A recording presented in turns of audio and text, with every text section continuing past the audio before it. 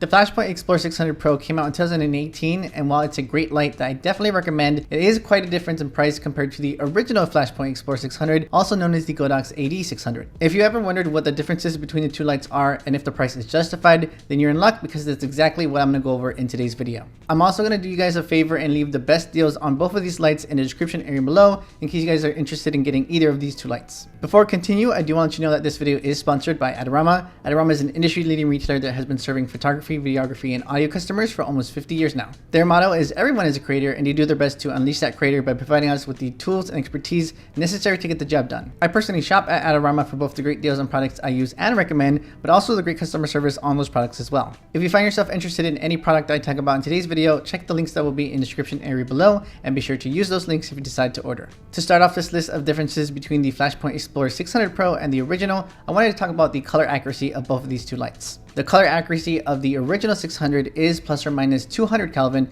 and the Pro model is going to be plus or minus 75 Kelvin. The color accuracy of the Pro model 600 is very comparable to the much more expensive Broncolor and Profoto lights, but at a fraction of the price. And it actually even beats some of the Profoto lights in color accuracy. Color accuracy is something that's going to be mainly important if you do any sort of product photography or any other type of photography that requires very good color accuracy. But in my opinion, if you do on-location portrait photography like myself, then I don't think it's going to be something that's too important. On location, there's so many different things that influence the color of your photo, including what the subject is wearing, if you're working in shade or not, and anything that might be around your subject that might cast some color on that subject. In the 5 years since I've owned and used the Flashpoint Xplor 600 Pro, I've never noticed any sort of widely different colors from the flash in any photos that I've taken. And this is something that I also share their opinion on the original 600. I've never noticed any sort of widely different colors in my photos when I use that light. Another huge difference between the original Flashpoint Xplor 600 and the 600 Pro is going to be the recycle time. Even though I don't consider the recycle time of 2.5 seconds on the original 600 to be any sort of slow recycle time,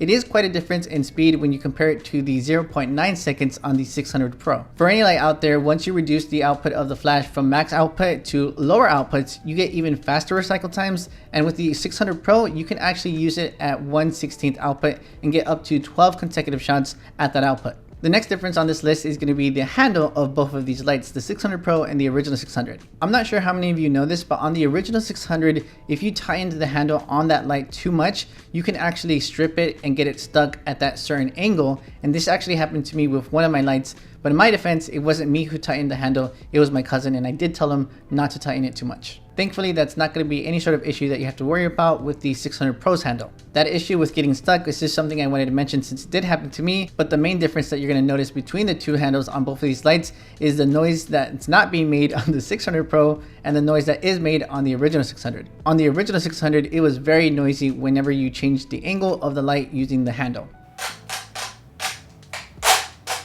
The modeling lamp on both the original 600 and the 600 Pro is quite a bit different, so I wanted to make sure that I mentioned that as well. On the original 600, it is going to be a 10-watt modeling lamp that you're working with that is a little bit on the cool side, and with the 600 Pro, that's going to be a 38-watt modeling lamp. The lamp on the 600 Pro is also adjustable from 10% to 100%, which is not the case with the original 600, which is only adjustable in 3 power levels. In case you want to use the lamp as the primary source of light on your subject, like in a night photo shoot, then I would definitely recommend the lamp on the 600 Pro. When I was just starting my YouTube channel, I actually used the lamp on the original Xplor 600 as my light source, and I did have to raise the ISO to like 1600 for it to be usable. Even though mostly all the differences between the original 600 and 600 Pro are going to be improvements, one thing that was not improved is the battery capacity of the 600 Pro. On the original 600, you have the battery capacity being 500 full powered shots, and with the 600 Pro, that's going to be 360 full powered shots. The reason for the less battery capacity is going to be because of the wiring inside the 600 Pro.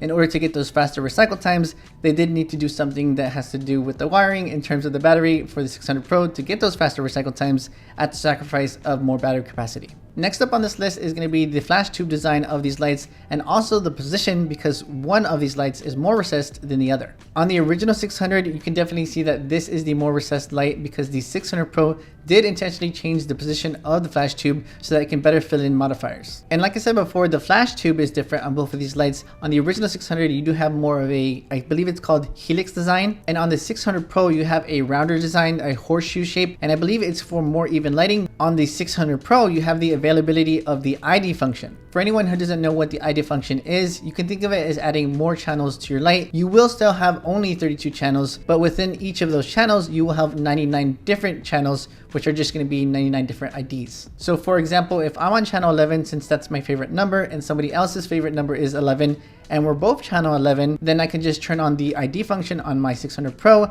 and be on channel 11 ID 11. And then by doing that, I then wouldn't have to worry about the other photographer on channel 11 with their light controlling and adjusting my channel 11 light, since it will be on channel 11 ID 11 now. In my opinion, those are the biggest, most important differences between the original 600 and the 600 Pro, but there are a few other differences as well. In order to keep this video from being too long, I'll go over the last couple of differences one after the other. The 600 Pro compared to the original 600 does have a reflector that's much sleeker, and you can actually use it with a cap on it to protect the light. There's now a dedicated sound button on the 600 Pro that you didn't have on the original 600. The power button on the 600 Pro is located on the bottom of the light, which is going to be easier to access it in case you already have the light on the stand and raised up a bit. And lastly, the 600 Pro case is actually smaller than the original 600s. And that's pretty much it for this video. I hope it did help you guys out in deciding which of these two lights you wanted to get. In case you guys were wondering how I shoot and are interested in any sort of workshop from me, I'll leave links to that in the description area below for any upcoming workshops. I want to say one last thanks to Adorama for sponsoring this video, because when they do that, it allows me to keep making free content for you guys, so definitely check them out.